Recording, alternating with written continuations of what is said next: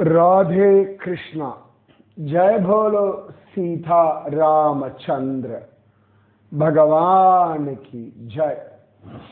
जय बोलो राष्ट्रगुरु समर्थ रामदास स्वामी की जय। श्री राम जय राम जय जय राम। श्री राम जय राम जय जय राम। श्री राम जय राम जय जय राम। श्री राम जय राम जय जय राम। जय भोलो सीता रामचंद्र भगवान की जय। जय भोलो वीर धीर शूर आंजनेय स्वामी की जय। जय भोलो स्वराज्य सिंहासनाधिपति छत्रपति शिवाजी महाराज राजे की जय। மகோன்னதமான அஹோபில க்ஷேத்திரத்திலிருந்து ஜோரான சமர்த்த ராமதாசருடைய வைபவம். இன்னைக்கு பெரிய பாக்கியம், அழகான மழை, ஜோரான மேகங்கள். இதுக்கு நடுவில் அஹோபிலம் காட்டுக்குள்ள மலை மேலே ஆனந்தமாக அலைஞ்சோம்.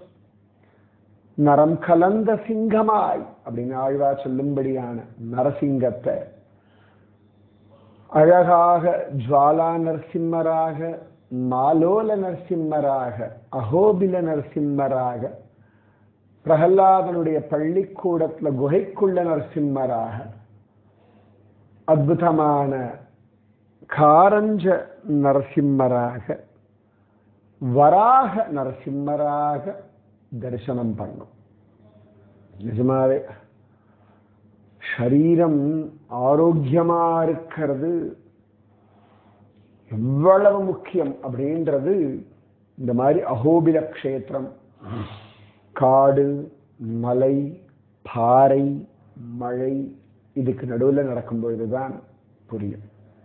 நான் திரும்ப திரும்ப சொல்றேன், ஆரோக்கியமா இருங்கோ. ஆரோக்கியம் ரொம்ப ரொம்ப அவசியம். இந்த ஆரோக்கியம்தான் யாத்திரைக்கு ரொம்ப முக்கியமான ஒண்ணு. சமர்த்த ராமதாசர் எப்பொழுதும் ஆரோக்கியமா இருந்தார் அப்படின்னு காண கிடைக்கிறது. அப்ப இந்த ஆரோக்கியம், அவர் பல ஊர்கள் பல இடங்கள் சுத்துறார். ஆரோக்கியமா இருந்தா வச்சுக்கோங்களேன், அடுத்த காரியம் என்ன அடுத்த காரியம் என்னன்னு பார்த்துட்டு போயிட்டே இருக்கலாம். ஆரோக்கியம் குறைவாக இருந்துடுத்துன்னா எல்லா காரியங்களையுமே தள்ளி போட வேண்டியிருக்கும். எல்லா விஷயங்கள்லையும் ஒரு மலப்பு வந்துடும். ஆரோக்கியமா இருந்தா மலப்பு வராது. ஆரோக்கியம் இல்லை அப்படின்னா ஃபேனை போட்டு பையன், அப்பா டிவியை போடு, கொஞ்சம் குடிக்க தண்ணி கொண்டு வாயே அப்படின்னு அடுத்த வாழை கெஞ்ச வேண்டியிருக்கும். இந்த நிலைமை வேண்டாம்ல. சும்மா விளையாட்டுக்கு சொல்றதுல தண்ணி கொண்டாப்பா அப்படின்னு எப்பயாவது சொல்லலாம். எப்பயாவது இந்த ஃபேனை போடுன்னு சொல்லலாம். எப்போ பார்த்தாலும் உட்காந்து அப்பா கொஞ்சம் தண்ணி கொண்டாங்க, அம்மா கொஞ்சம் ஃபேனை போடேன், அம்மா அந்த டிவியை போடேன், அம்மா இந்த மாத்திரையை கொஞ்சம் கொண்டாங்க, அப்பா சாப்பிட்றோம் சட்டில் சாப்பாடு போட்டு எங்கள் டேபிளில் வச்சு வரியா, கையில் நம்ம தண்ணி கொண்டு வரியா. நிஜமாவே அந்த நிலைமை வரவே கூடாது. நமக்கு தெரிஞ்ச வரைக்கும் நாம நம்ம ஆரோக்கியத்தை சரியா பார்த்துக்கணும். இன்னைக்கு அஹோபில மலையெல்லாம் ஏறுறோம், ஜுவாலா மலை, அந்த மலையில ஏறி போறோம். அப்ப அங்க அர்ச்சகர்கிட்ட பேசும்போது சொன்னார், வருஷத்துல மாசத்துல 2 வாரம் கைங்கரியம் சுவாமி, 2 வாரம் டெய்லி மலை ஏறி ஜுவாலா நரசிம்மரோட உட்காந்துட்டு அப்புறம் மத்தியானம் 3-4 மணி கிளம்பி இறங்கி வரணும். வெயிலோ மழையோ டெய்லி அவருடைய ரொட்டீன். ஆள் இருக்காளோ இல்லையோ அவர் பாடு ஏறி இறங்கணும். இந்த மழையிலெல்லாம் இப்படி இங்கே நடக்கிறதே கஷ்டம். அதுலேயும் டெய்லி போயிட்டு வரார் அப்படின்னா ஆரோக்கியமா இருந்தாதானே சாத்தியம் இல்லையா? சமர்த்த ராமதாசர் அவ்வளவு ஆரோக்கியமா இருந்ததுனாலதான் ஊர் ஊரா அவரால் யாத்திரை போக முடிஞ்சது, மலைமலையா அலைய முடிஞ்சது, காடு காடா தவம் பண்ண முடிஞ்சது, குகை குகையா வாழ முடிஞ்சது. இன்னைக்கு அஹோபிலத்துல அவ்வளவு குகைகள் பார்த்தோம். அஹோபிலம், அஹோ அப்படின்னு ஆச்சரியமான, பிலம்னா குகை. அவ்வளவு குகைகள் இருக்கு. இந்த நரசிம்மர் ஒவ்வொரு குகையிலையும் விதவிதமாக அனுகிரகம் பண்றார். சமர்த்த ராமதாசர் இந்த ஆரோக்கியத்துக்கு எவ்வளவு முக்கியத்துவம் கொடுக்கிறார். அந்த மாதிரி இந்தந்த காரியங்கள் இந்தந்த நேரங்கள்ல இப்படி பண்ணணும் அப்படின்றதுல ரொம்ப ப்ராம்ப்டா இருப்பார். இது ரொம்ப முக்கியம்.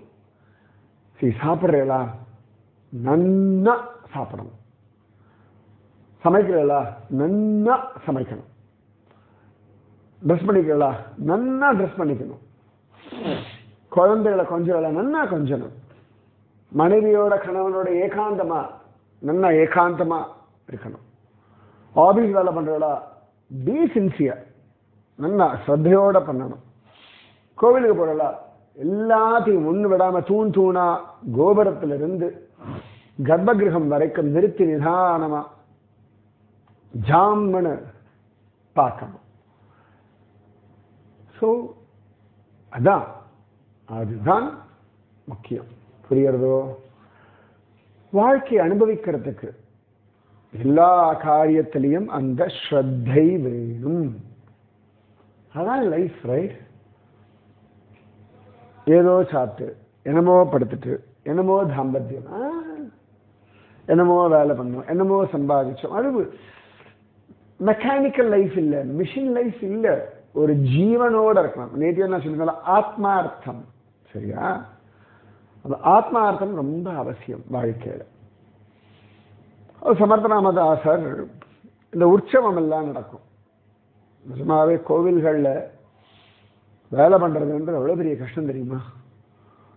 பூஜைகள் பண்ணணும், சுவாமிக்கு அலங்காரம் பண்ணணும், வர சேவார்த்திகளுக்கு சேவை பண்ணி வைக்கணும். இதுக்கு நடுவில் சுவாமியோட அந்தந்த நேரத்துக்கு நிவேதனம் பண்ணணும். ஜனங்கள்லாம் அப்போ தான் பொறுமையாக வருவா, ரொம்ப நேரம் நிற்பா. பல சந்தர்ப்பங்கள் நம்ம சொல்லுவோம், இன்னும் தான் நிற்க விட்டா என்ன அப்படின்னு. எவ்வளவு வேலைகள் தெரியுமா? அப்புறமா எல்லா கோவில் நடை அடைக்கணும், திரும்பி அடுத்த நாள் காத்தால வந்து திறக்கணும், விஸ்வரூப தரிசனம், பூஜா முறைகள் என்னெல்லாம் சொல்லப்பட்டிருக்கோ அதெல்லாம் பண்ணணும். விளையாட்டு கிடையாது. இப்போ நீங்கள் ஹவுஸ் ஒய்ஃப் எத்தனை பேர் பார்த்துருக்கேன்னு தெரியல, வீட்டில் இருக்க ஆண் பிள்ளைகள்லாம் எத்தனை பேர் பார்த்துருக்கேன்னு தெரியல. அப்போ எல்லாரும் சாப்பிட்டாச்சு, பாத்திரமெல்லாம் போட்டாச்சு அப்படின்னு போய் படுக்க முடியாது. பால் எடுத்து ஃப்ரிட்ஜில் வச்சாச்சா, தயிர் உர குத்தியாச்சா, பாத்திரங்கள்லாம் சிங்கில் போட்டாச்சா, முக்கியமாக மேடையெல்லாம் துடைக்கணும், ப்ராப்பராக எல்லாம் வச்சுக்கணும். அந்த காலத்தில் நான் பார்த்துருக்கேன். நான் என்னோட சின்ன வயசில் இங்கே பாட்டிகள்லாம் உண்டு. என்னோட கொள்ளு பாட்டி ரொம்ப வயசானவள். அப்போல்லாம் இந்த விறகு அடுப்பு தான். ஸோ டெய்லியே ராத்திரி அந்த இடமெல்லாம் தொடச்சு இந்த சாம்பல் எல்லாம் அள்ளிட்டு சாணி வச்சு மொழுகி ஜம்முன்னு பண்ணிட்டு அதுக்கப்புறமா கோலம் எல்லாம் போட்டுட்டு அப்புறம் படுத்துப்பா. அது அடுத்த நாள் மார்னிங் பார்த்தா நிஜமாவே ஒரு பூஜார மாதிரி இருக்கும். அந்த ஒரு 3-4 அடுப்பு இருக்கும், விறகு அடுப்பு, அதில் தான் சமையல் பண்ணுவா. அந்த தடவை சாணி போட்டு மொழுகி பக்காவாக வச்சிருப்பா. அமக்களம்னா அமக்களம். அது அந்த வெங்கல பானையெல்லாம் திட்டு வாங்குவா. எங்கள் நாட்டில் இருக்க லேடிஸ் எல்லாம், ஒழுங்கா தேங்கோடி என்னடி இது அப்படின்னு திட்டுவா. பலபலம் தங்கம் மாதிரி மினுமினுக்கணும். எல்லாம் பண்ணிட்டு தான், அதெல்லாம் முடிச்சாதான் எல்லாரும் படுக்கலாம். எதுவாக இருந்தாலும் கிளீனாக நீட்டாக. இந்த விறகு கட்டையெல்லாம் வரும், நாங்கள் தான் அடுக்கி வைப்போம். சின்ன பசங்க அதெல்லாம் கையில் ஸ்வாய் குத்திடும். அதை கூட நீட்டாக அடுக்கி வைக்கணும். மேலே ஒவ்வொன்றா போட்டு எடுத்துறணும். அப்புறம் விறகு சமயத்தில் பொழந்து கொடுக்கணும். எல்லாம் அந்த செட்டாக இருக்கணும் ப்ராப்பராக. அந்த இடத்துல போனால் அது இருக்கணும், அவ்வளோதான். இல்லையோ கட்ட பறக்கும் எங்கள் மேலெல்லாம். இன்னைக்கு நிறைய பேர் நான் பார்க்குறேன். நான் முக்கியமாக குருஜி அம்மா விஷயத்தில் பார்த்துருக்கேன். அது சம்மந்தப்பட்ட ஒரு மாதிரி விஷயம்தான் இந்த ராமதாசருடைய வைபவம். ஸோ அந்த சாஃபல்ல ராமநவமி உற்சவம் கோலாகலமாக எல்லாம் நடக்கும். ஸோ அன்னைக்கு டே முடிஞ்சாச்சுன்னா அப்படியே போட்ட வேணிக்கெல்லாம் போட்டுட்டு போக முடியாது. சுவாமியை எடுத்து அழகாக அவருக்குன்னு ஜம்முன்னு அந்த தொட்டிலெல்லாம் போட்டு ஏனோ தானோன்னு ஒரு அப்பாடா அப்படின்னு ஒரு ஆரத்தியை காட்டிட்டுலாம் போக முடியாது. நான் பத்ராச்சலத்தில் பார்த்துருக்கேன். ராத்திரி சுவாமிக்கு சயன ஆரத்தி என்ன பண்ணுவா, சுவாமியை உற்சவமூர்த்தி அப்படி அங்க தொட்டில்ல போட்டுருவார்கள். சரியா கட்டில் மாதிரி அதுல தாயார் பெருமாள் எல்லாம் படுக்க வச்சுட்டு பெருமாளுக்கு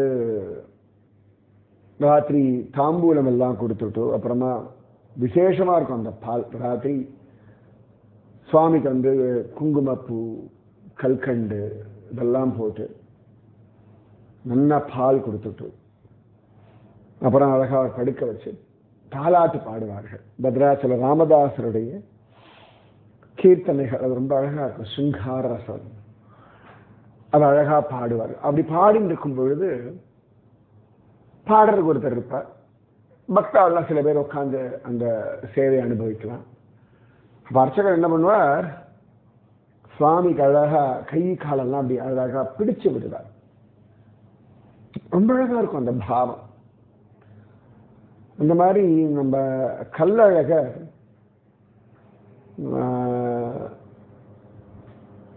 மதுரை போயிட்டு உற்சவம் எல்லாம் முடிச்சுட்டு வருவார். ரொம்ப நாள் போயிட்டு வருவார் இல்லையா. வந்த உடனே கள்ளழகருடைய பக்தர் ராத்திரி பெருமாள் ஊருக்கு வந்தவுடனே கோவிலுக்குள்ள வந்தவுடனே ஜோரா அவருக்கு கைய காலெல்லாம் பிடிச்சு விடுவார். பாடா அலுப்ப தீர ஊரெல்லாம் சுத்திட்டு வந்திருக்கார் சுவாமின்னு சொல்லிட்டு உடம்பெல்லாம் சுகந்தமான தைலம் எல்லாம் தடவி அப்படி பிடிச்சு விடுவார்கள். பாவம் ரொம்ப அழகா இருக்கும். நிறைய கோவில்கள்ல நான் அதை ரொம்ப ஆனந்தமா அனுபவிச்சு பார்த்துருக்கேன். ஸோ சமர்த்தராமதாசர் இதெல்லாம் ரொம்ப பிரத்யேகமா பார்ப்பார். ராத்திரி சுவாமி வந்தாச்சு எல்லாம் உற்சவம் ராத்திரி அவருக்கு கஷாயம் கொடுத்து அவர் உடம்புகள்லாம் மாலிஷ் பண்ற மாதிரி. மகாராஷ்டிரால இந்த ஆயில் மசாஜ் ரொம்ப நல்லா பண்ணுவான். பிறந்த குழந்தைகள்லாம் அவ்வளோ நல்லா தூங்கும். அந்த புதுசா புள்ள பெற்ற பொண்ணுக்கு அவ்வளோ மசாஜ் பண்ணுவா, அந்த குழந்தைக்கு மசாஜ் பண்ணுவா. நல்லா குளிப்பாட்டி விட்டோன்னா அவள் சாப்பிட்டுட்டு அம்மாவும் குழந்தையும் தூங்குவா பாருங்க. நிஜமாவே அது தூங்குற பார்த்தா அப்பாடான்னு இருக்கும். நிஜமா நான் பார்த்துருக்கேன். ரொம்ப அழகா இருக்கும். இந்த குழந்தைகள்லாம் அப்படி பொட்டலை மாதிரி பேக் பண்ணி கொடுப்பாங்க. முகம் மட்டும் வெளில இருக்கும். அதெல்லாம் கவர் பண்ணி ஜம்முன்னு அதுக்கு எக்ஸசைஸ் எல்லாம் பண்ணி ஜோரா. நிஜமாவே அழகு. வாழ்க்கையை ரசிக்கணும் இல்லையா. இதெல்லாம் கரெக்டா பண்ணணும் சமர்த்தராமதாசருக்கு. இதெல்லாம் ஒரு பக்கம் நடக்கும்போது இன்னொரு பக்கம் கோவில் அங்கங்க இருக்க குப்பையெல்லாம் பெருக்கி எடுக்கணும். அழகா அங்க ஓரத்துல தேங்காய் உடைச்சிருப்போம், அந்த நாரை போட்டிருப்பா. இல்லாட்டி புஷ்பங்கள்லாம் அங்கங்க உதிர்ந்து இருக்கும். நோவே எல்லாம் கரெக்டா பண்ணி அது பிரச்சனை இருக்கும். அது அங்க உற்சவம் நடந்த சுவடே தெரிய விட அடுத்த நாள் காலத்தால் உற்சவத்துக்கு எல்லாம் ரெடியா இருக்கும். இது ரொட்டீன். ஒரு தடவை ஒரு உற்சவம் நடக்கிறது, ராமநவமி உற்சவம். Whole day busy. அது சுவாமி புறப்பாடெல்லாம் ஆயாச்சுன்னா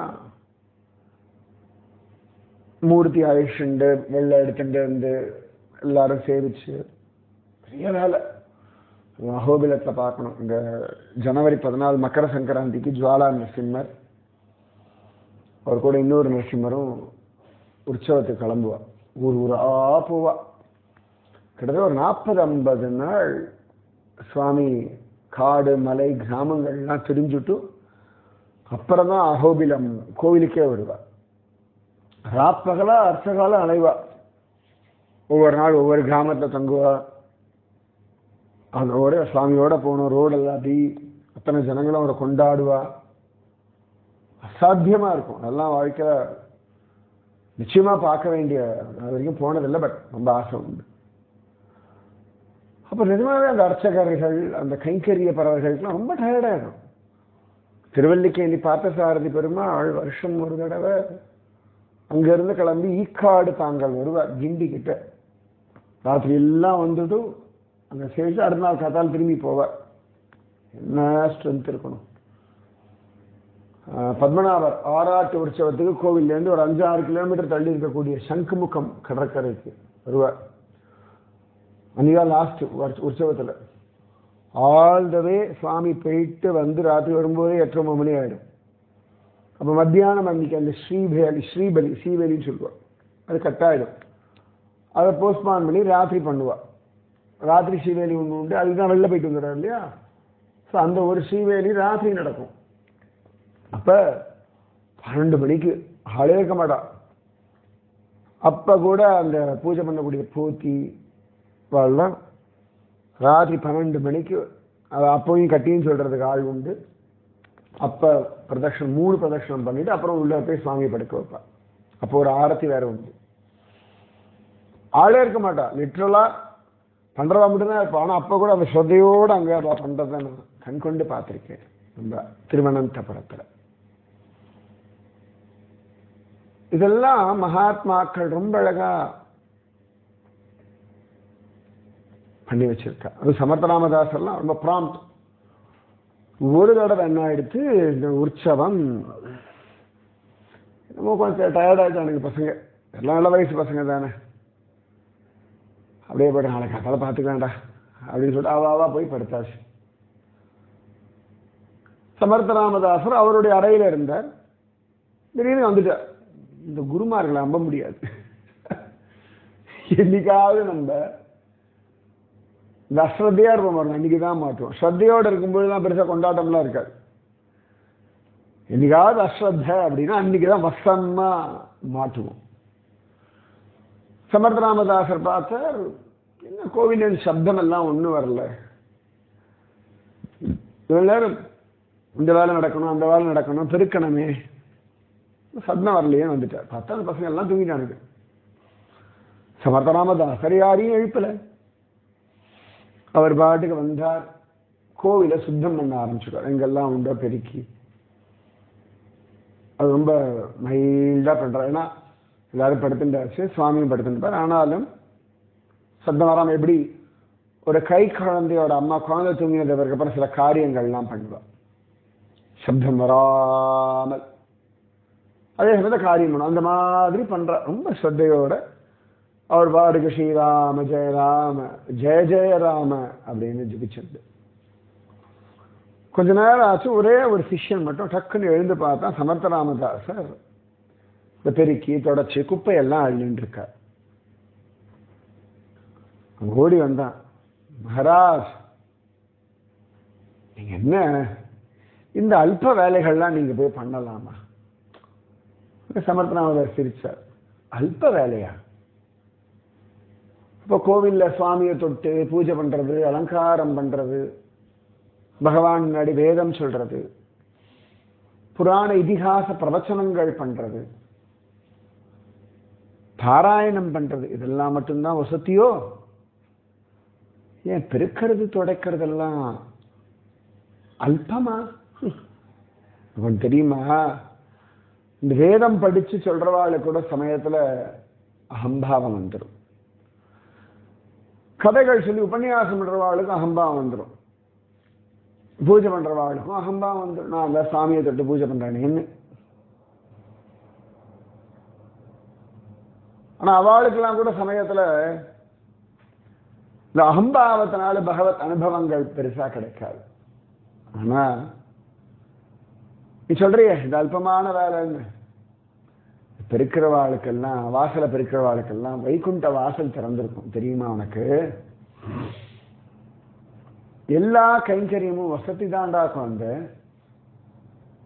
இது என்ன வசதி, அது என்ன தாட்டு. நிஜமா நான் நிறைய பேர்கிட்ட சொல்வேன். நான் ஒரு தடவை நான் திருப்பதி போயிருந்தேன். அப்போ காத்தால ஜீயரோட அந்த கோஷ்டி உண்டு, இந்த சேவைக்கு போயிட்டு இருந்தோம். அப்போ இன்னும் சந்நிதி திறக்கலை, அப்போ தான் ரெடி ஆகிட்டு இருக்கு. அப்புறம் போனோம், சந்நிதி திறந்தாச்சு. அப்புறம் நாங்கள் போனோம், லைனில் நின்றுருந்தோம். அப்போ அங்கே ஒரு செக்யூரிட்டி ஆழ்வார் இருந்தான். ஏதோ ஒரு வேலை பண்ணான், அது ரொம்ப ப்ராம்ப்டாக பண்ணல. இங்கேருந்து கொண்டு அங்கே வச்சான், அங்கேருந்து கொண்டு அங்கே வச்சான், என்னமோ பண்ணிட்டு இருந்தான். பெருசாக ஒரு அழகாக ஒரு ப்ராம்ப்டாக இப்படி தான் பண்ணணும்னு ஒரு ஒரு ஒரு புத்தி சாத்துரியத்தோட அவன் பண்ணலை. அப்போ அங்கேருந்து 2 பேர் இருக்கான் கிண்டலா, இதெல்லாம் புத்தியே இல்லை, அதான் இங்கே வேலை பண்ணிட்டு இருக்கான், ஒரு செக்யூரிட்டி மாதிரி நின்றுட்டு இருக்கான், இது ஏடுத்து அங்கே வைக்கக்கூடாதா, முட்டாள் மாதிரி கொண்டு அங்கே வச்சான், திருப்பி அங்கே கொண்டு இங்கே வைக்கிறான். அதான் இங்கே கொஞ்சம் அவனுடைய ஒரு விஷயத்தை அவன் அறிவில்லை, அதனால இங்கே வச்சிருக்கான். அப்போ நான் சிரித்தேன், அறிவு இருக்கிற நாமெல்லாம் லைனில் நின்றுருக்கோம், அவனுக்கு அறிவில்லை. அதனால தான் சுவாமி முன்னாடி சுதந்திரமாக இங்கேயும் அங்கேயும் அலைஞ்சுட்டு இருக்கான். சுவாமிக்கு அவனை ரொம்ப பிடிச்சிருக்கு, அவரோட கண்வட்டத்தில் அவன் எதையோ பண்ணிட்டு இருக்கான். ஆனால் பாருங்க, அறிவு இருக்கிற நம்மெல்லாம் அறிவில்லாத அவன் திறந்து விட்டாதான் உள்ள போய் நிற்க முடியும். சுவாமிக்கு தெரிஞ்சிருக்கு அறிவு இருக்கிற நம்மளை எங்க வைக்கணும்னு. அறிவே இல்லாமல் அவன் இஷ்டப்படி பகவான் இஷ்டப்படி இருக்கவனை எங்கே வைக்கணும்னு தெரிஞ்சிருக்குங்க. அவன் 2 பேரும் கோவம் வந்துருக்கு, என்ன எப்படி பேசுறாங்க. நான் சொன்னேன், எவ்வளோ பெரிய பாக்யவான், திருமலையில் காலங்காத்தால சுவாமி முன்னாடி நின்றுட்டு இருக்கான், என்ன பேசுகிறேன் நீங்கள், என்னமோ பணம் சம்பாதிக்கணும் பெரிய ஆள், ஏதோ ஒரு நாள் ஜீவ சேவைக்கு வந்துவிட்டு என்ன எப்படி அகம்பாவத்தை ஆடுற, அவனுடைய பாக்கியம் கிடைக்குமா, வாய்ப்பு என்ன வேணா பேசுறதா அப்படின்னு. அவள் அடங்கினான், அவளுக்கு கொஞ்சம் கடுப்பு வச்சுக்கோங்க. அப்புறம் அவன் திறந்துட்டு கூட என்னை இடிச்சு முன்னாடி ஓடினான், நான் விட்டுவிட்டேன். நிஜமாவே அந்த பாக்கியம் விளையாட்ட திருமலையில் ஆளே கூட்டத்தில் இடிச்சு பிடிச்சு போகிற நாம எங்க ஆளே கூட்டமே இல்லை, அவன் போகிறான் அப்படி போகிறான், வரும்போது திரும்பும்போது அதை சந்நிதியை வர பார்க்குறான். நாங்கள் ஓரத்தில் நிற்கிறோம், எங்களுக்கு சந்நிதி கூட தெரியல, சந்நிதி தெரியல, உள்ளுக்குள்ள சுவாமி தெரியல. அவன் இப்படி போகும்போது வரும்போதெல்லாம் இப்படி கண்ணை கை கூப்பி கோவிந்தான்றான், ஏகாந்தம் அவன் மட்டும்தான் இருக்கான். எவ்வளோ பாக்கியவான் இல்லையா அவன். ஏன் அவன்னு சொல்கிறேன்னா, கிட்டத்தட்ட என் வயசு சின்ன பையனாக தான் இருந்தான் அவன். அவர்னு சொல்லாத பெரியவர் இல்லை, சின்ன பையன் தான். அவர்னு சொல்லலாம், தப்பு கிடையாது. ஏன் அவன் இவன் சொல்கிறேன், அவர் செக்யூரிட்டியாக இருந்தாலும் அப்படி இல்லை. அவ்வளோ சந்தோஷம், அவ்வளோ பாக்கியவான் அந்த பிள்ளை அப்படின்னு சந்தோஷம். சமத் ராமதாஸ் சொல்கிறார், குழந்தை இன்னி வேலையை இன்னைக்கு முடிச்சிடணும்டா, நாளைய வேலையை நாளைக்கு பார்த்துக்கணும். இன்னிய வேலை ரொம்ப அழகாக இருக்குது. இன்றைய வேலை இருக்கு இல்லையா, இந்த வேலையில் எந்த வேலையை பண்ணணுமோ அந்த வேலையை அந்த வேலையிலேயே பண்ணிடணும், போஸ்ட்போன் பண்ணக்கூடாது. அதெல்லாம் பாக்கியம். அவன் கையை கூப்பிட்டா, மன்னிச்சிருங்க சுவாமி, நான் நீங்கள் பண்ணுற வேலை அல்பம்னு சொல்லலை,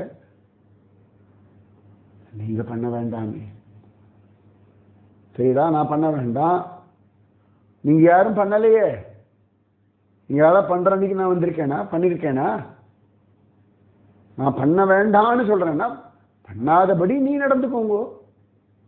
இதே வார்த்தை இதே டோன் நான் குருஜி அம்மாட்ட கேட்டிருக்கேன்.